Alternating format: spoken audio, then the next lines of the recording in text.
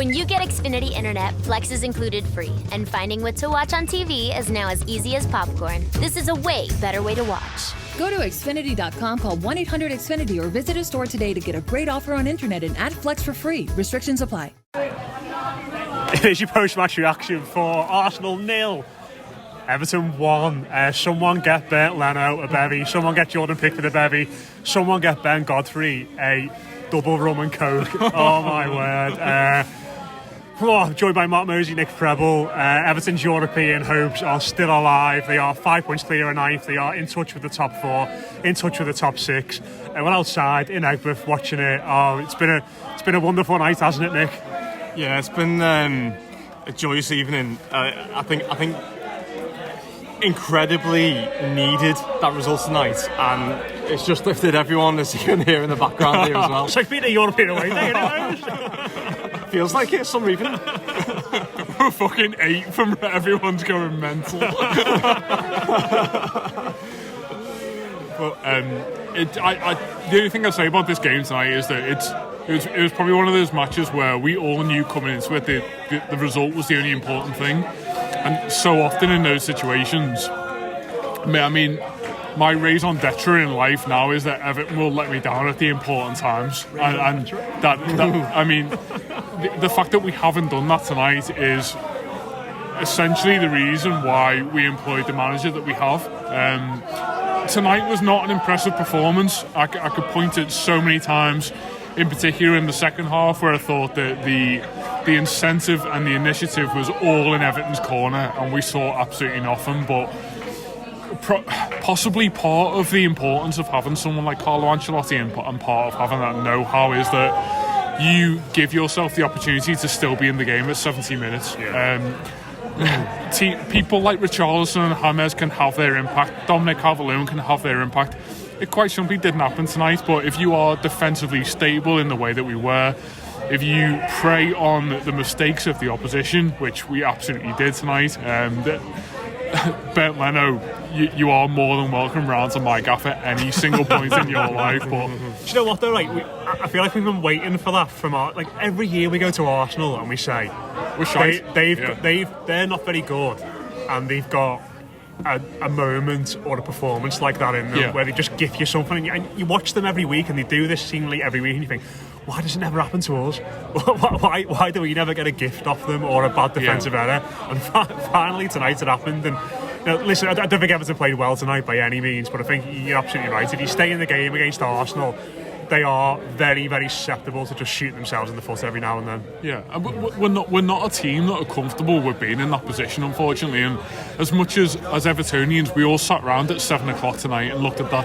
the two lineups and thought, we've got a really good chance here. As a football club, I don't necessarily feel like we are comfortable with that situation in being the team who are going to impose themselves on an Arsenal at the Emirates or a Goodison or wherever it may be. We're slowly. I mean, Barry Owen chants going up behind me. The entirety of GT3s in here with us, aren't they? You think? Yeah. But we are genuinely not a club who are comfortable with being the team to.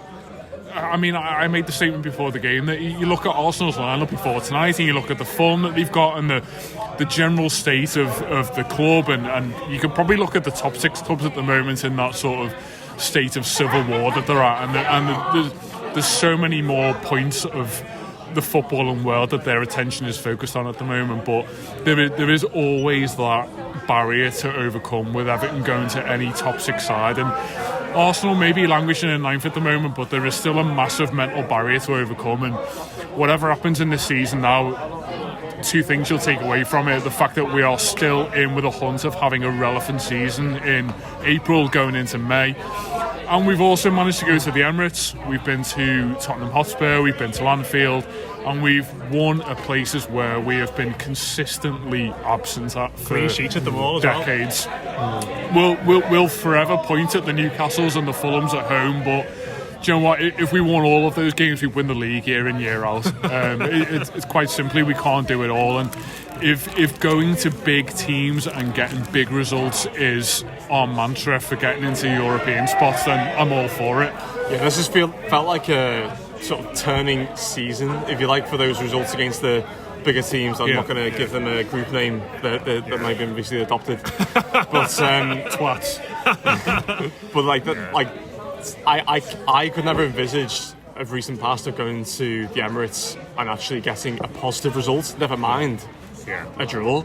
So I don't know. Like today or tonight, it felt like a huge barrier that we've overcome in that sense. London's always been, especially against the better teams, real struggle for us. I think just one point on tonight is that it was richly needed, not richly deserved. That's not being disingenuous to us. But they're better, aren't they? Well, they are. Better, I mean, even on paper, like you think about recent fixtures at the Emirates that we've had. I mean, Feed the yak and he will score. Just trying to think of when the Yakubu was to the Emirates. But like, I remember 3 years ago walking out at half time. Yeah. I mean, that's the that's the most recent experience I have of the Emirates, and I think it's almost like baby steps, but giant steps within the season of just getting over that hill of beating better teams that we've had that hiccup against the recent years. Let's talk about the goal. Let's talk about the yak. Let's talk. I mean, Yakubu. I'm just watching it on the telly here, and it's just. I mean, Mikel Arteta's absolutely lost the plot. Someone who's so cool. Richarlison's dancing a jig for the goal he didn't actually score. Bert Leonard, bless him, his little face is on the screen. He's not happy. There's quips all over the place. Just one of those great moments, Mose, where you're sort of watching it. And I can only imagine what it would have been like in that away end, because you can see very clearly what's going on with that goal from that end. But sat here in the boozer watching it like everybody else, I imagine, around the country, around the world would have been watching it. It's one of those where you sort of look at it and you go, you take a couple of seconds and go, has that happened? Has it gone in? And then you realise it's gone in, and it's just marvellous, isn't it? It's one of those amazing balls cross the line but never touch the net moments, isn't it? Where you just think, how on earth has that happened? But do you know what? It's exactly as Nick said, in that it's just that funny, isn't it? It is, and like I'm not going to point to every single individual moment that this has happened in, but Everton consistently seem to be on the receiving end of these comedy football moments that seem to decide important football matches. And I think as much as I wanted, it's safe in the knowledge that we have people like James and Richarlison in our team. I wanted that confidence to grow with time tonight, and I think collectively we all found ourselves watching that game thinking late on in the first half we've probably missed our chance to impose ourselves and get ahead. And I think much in diverse contexts to what going to the Emirates and going to Highbury has meant in the past, in that there was always a sense that if we scored early that we'd be in for an absolute hide, and I don't think that was the case tonight. I thought if we could have nicked ourselves ahead in the first half, we probably would have settled into a more comfortable nature. We probably arguably looked a little bit more unsettled when the pressure was on us to go and make that move. But Joe, we're not going to sit here and talk reason about the fact that we've won that game tonight, because it is a total calamity moment. It is something that we will forever remember as something that potentially could change the course of our season. But football teams high and low up and down this league, and in particular in that top six, have thrived on these sorts of opportunities that have been gifted to them at key stages of the season. Everton have never really had that. Tonight, you hope, could be one of those changing moments in the season that we are still desperately, as we record this, looking at our league tables and our phones and just thinking about where this could be.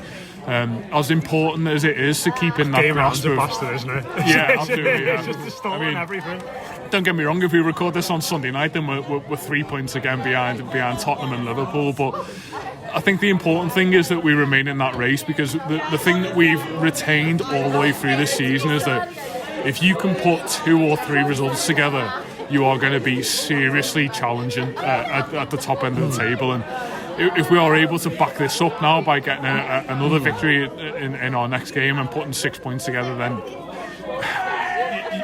what we're waiting for is opportunities and mistakes ahead of us. And I think the exciting point for me now is that the team that we remember from August and September in Richarlison and James Rodriguez and Calvert-Lewin all performing at their peak, and admittedly we didn't really see that tonight, but there's a growing sense now on the back of that result that Everton can go into the last 6 games of the season and hit the form that they did in the first 6 games of the season. If we're able to get, as Carlo Ancelotti said, what did he say, 5 wins from 8? 7, I think. 5 wins from 7, excuse me, in the last one. Do you know what, that might be pushing it, but the history of this Premier League season tells me that not many teams are going to win 4 from 7 or 4 from 6. It may only take 3 or 4 league wins, and that tonight will give them an enormous amount of confidence.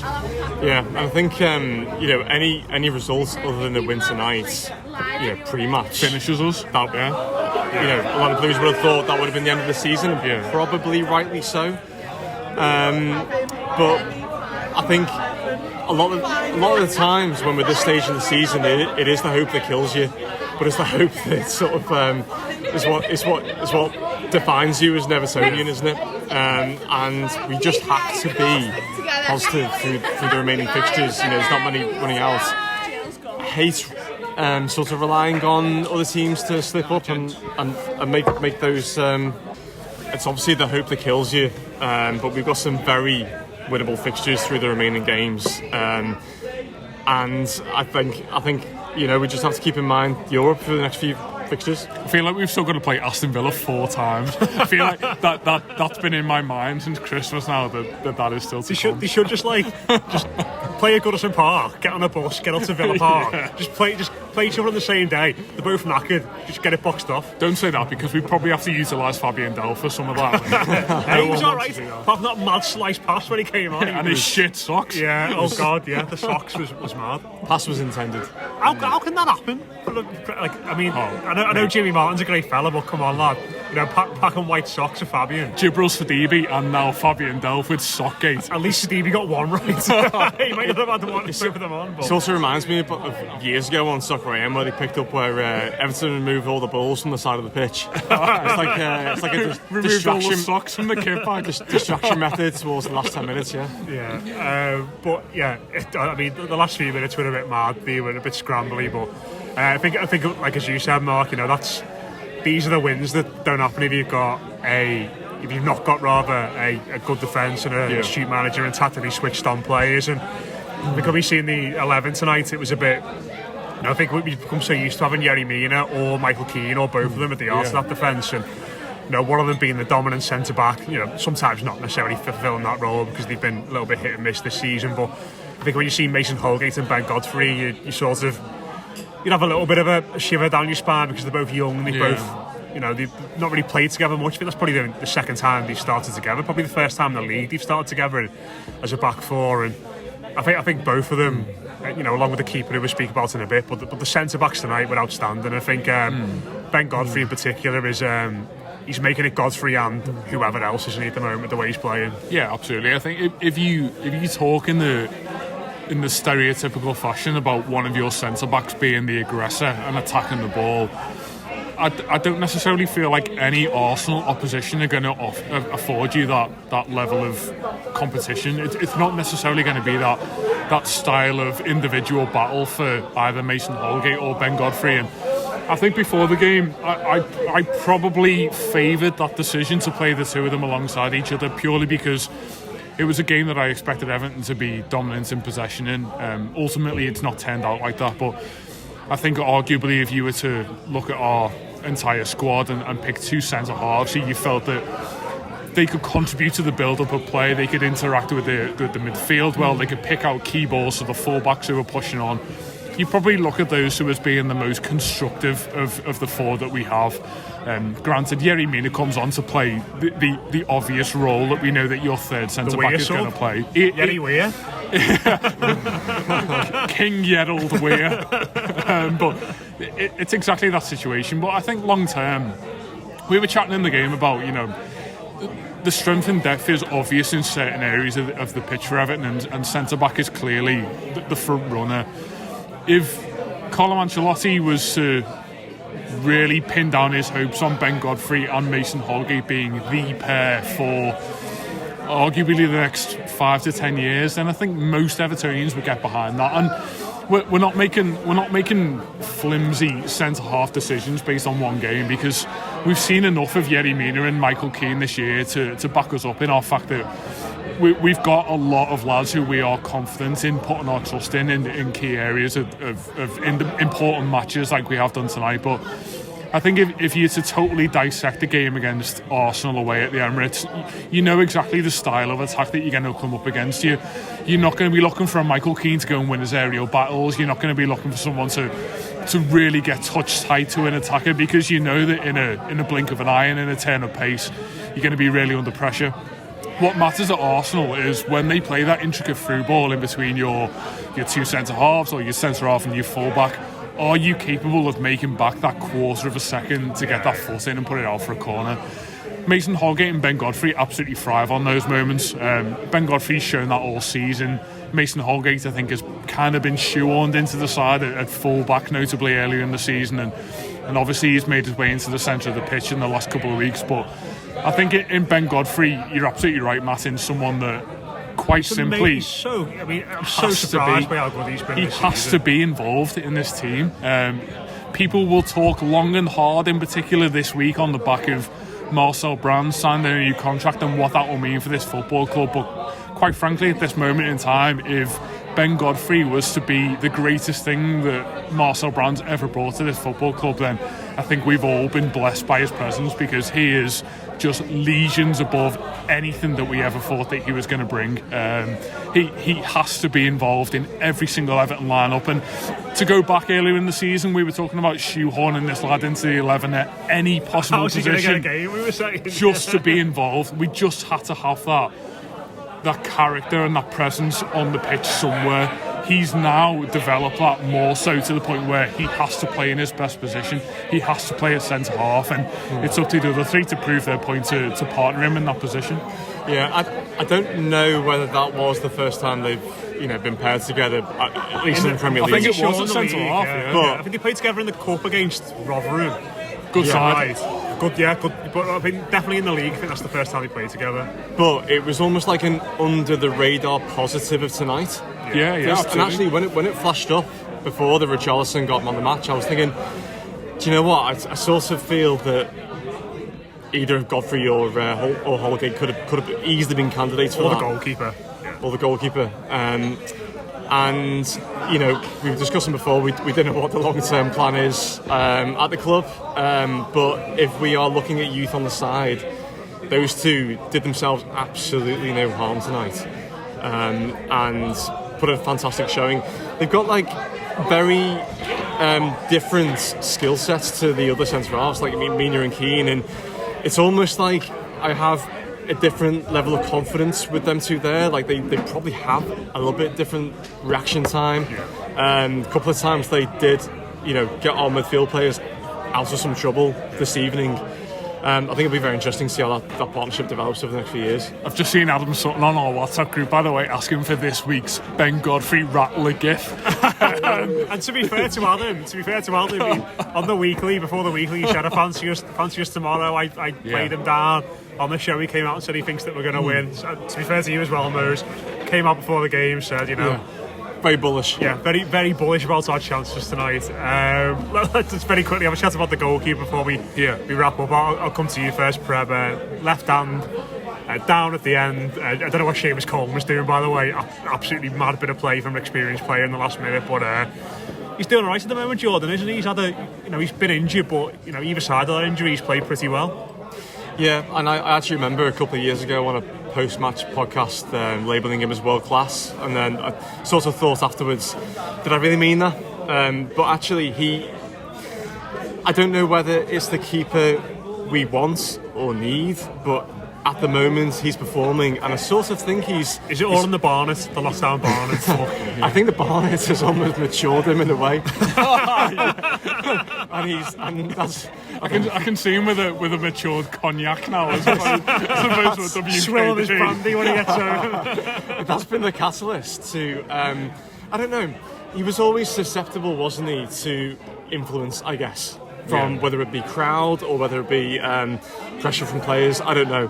But, we obviously know that keepers come into their own in the later years. Are we going to see that I don't know. The question's still out there. Yeah. But regardless, he puts in a hell of a shift tonight. At the end of the day, kept the 3 points for us. I think the goalkeeper, it's funny you talk about the goalkeeper we want and we need.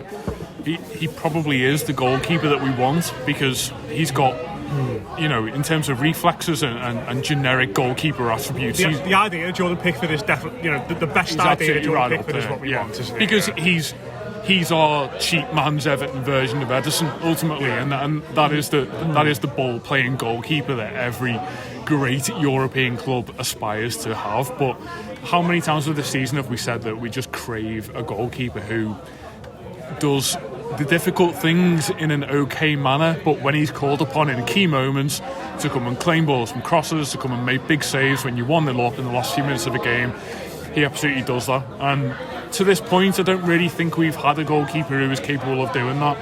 The left-handed save down low late on in stoppage time is that is scoring a goal territory for every goalkeeper in this league. It is an enormous moment, and as much as we can, I think the times that I can look at Jordan Pickford's performance tonight and probably reflect on it negatively is when he's probably trying a little bit too hard to get involved in the game, when he is coming out of goal 30-40 yards out. Playing sweeper at one point and just picking a ball out of play. Trying to get involved in play, yeah. He clearly knows that he's capable on the ball. We all know that as well, but there is a time and a place. And I think for Jordan, he has to accept when his team is relatively comfortable. As much as I don't think we were on top at any stage, I think there was a lot to be said for him leaving his team to it tonight, and knowing that when we were able to snatch onto that moment of positivity and to score a goal,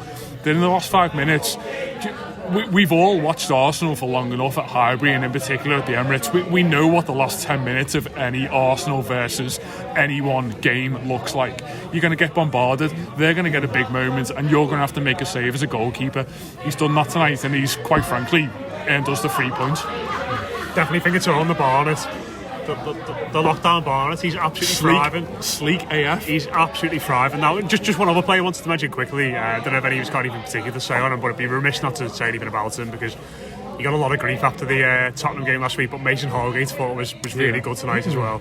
Yeah, I mean, I've been sort of worried about his maturity over the past few months. Always seems to be a player that either picks up an easy yellow or makes a...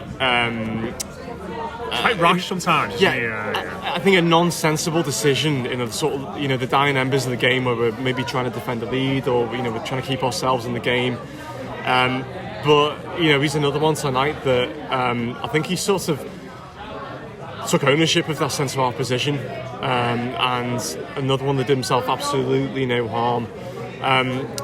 Probably out of several of our players, he's one of the top ones for me that I really want to succeed.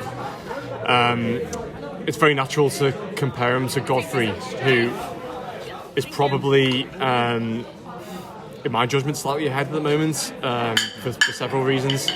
But I actually think it's fantastic competition for him, and I really hope they just grow from each other. That centre-back sort of pecking order seems to be moving all the time, doesn't it? You know, you'd say to them, you know, going back 2 weeks ago, you'd say Mason Holgate's bottom of that, whereas now you probably go, Michael Keane's probably at the bottom of that now, which is, it's good in a way, isn't it? Because you've got that competition. Yeah, I mean, we've spoken for years about how teams, and I know we've just spoken about the goalkeeper in particular, who's been probably the most recent victim of this, but we've struggled for competition in places, and I think centre-half has been something that Carlo Ancelotti has been pretty vocal about recently in terms of somewhere that we don't need to strengthen. I am, on that note, looking forward to an entire summer full of Kalidou Koulibaly rumours coming to Everton. But would he get ahead of Ben Godfrey, though? That is the question. Would he get on the bench ahead of Michael Keane is the big question. But I think the argument that will always favour Ben Godfrey and probably in particular Mason Holgate is the fact that they are so multi-dimensional. They are able to defend. Granted, there are rash moments in both of them, in particular in Mason Holgate. He very much gives me all of the Tom Davis vibes of getting booked quite early on in a match and then me watching through my fingers for the next hour. I've probably got a bit more trust in him than that, I'd say. Yeah, slightly more so. But I think when what there will always be in games like tonight is that there will always be ebb and flow in terms of where the impetus lies on a team like Everton to go out and dominate possession and win the game. And I think when that shift in mentality happens from, all right, we've had a 10 or 15 minutes backs against the wall, now we've weathered that, let's go and see if we can win the game in a fixture that we know we absolutely need 3 points in. At that stage, with a Michael Keane on the pitch, or arguably with a Yerry Mina on the pitch, you're looking at bringing someone like a Mason Holgate on and wasting a substitute in terms of bringing someone on who can be a little bit more adaptive in that situation. We are in the modern game looking for players who can do a little bit of everything, and if we were looking at centre halves who are capable of doing that, the two that started tonight are probably a little bit more favourable in terms of the two that didn't. And that's not to say that Michael Keane and Yerry Mina aren't fantastic defenders, but the prospect of playing against people like Nketiah and Saka and those sorts of intricate attackers around the edge of the 18-yard box, that gives me all of the Michael Keane shivers that I don't really want to have on a night like tonight. We're being incredibly fickle, as you say, because we've seen positive moments from all of them tonight. But I think the key thing to focus on is that Everton are a team who are looking to challenge for European places. We're looking to elongate our season. We're looking to compete on every level. And quite simply, we're going to face different challenges on a day-by-day basis, given the intensity of the fixture list at the moment, and having people like Yerry Mina and Michael Keane to integrate into that lineup like we did tonight is an absolute must in terms of squad depth. Yeah, wonderful stuff. Great to have that competition in that area of the pitch. Glossing over, first win at Arsenal since 1995. Graham Stewart, who was there tonight, kept getting up on the telly. Mikel Arteta, bless his little face, he's on the screen here now. Looks very, very unhappy about things. Fuck him. Yeah. Yeah, probably the best way to sum it up. Arsenal are not in a European football race. Everton are after that win tonight at the Emirates Stadium.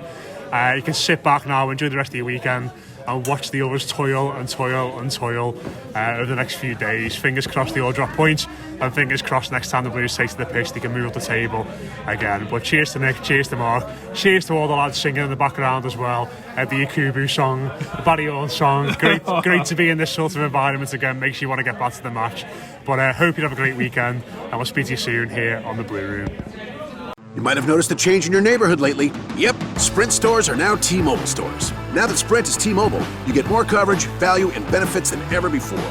We've invested billions to bring our 5G from big cities to small towns across America. And great coverage is just the start. From high-speed mobile hotspot data to weekly deals and giveaways, our customers get tons of great benefits. Head to your new T-Mobile store to learn more. Qualifying service and capable device required. Coverage not available in some areas. Some uses may require certain plan or features. See T-Mobile.com.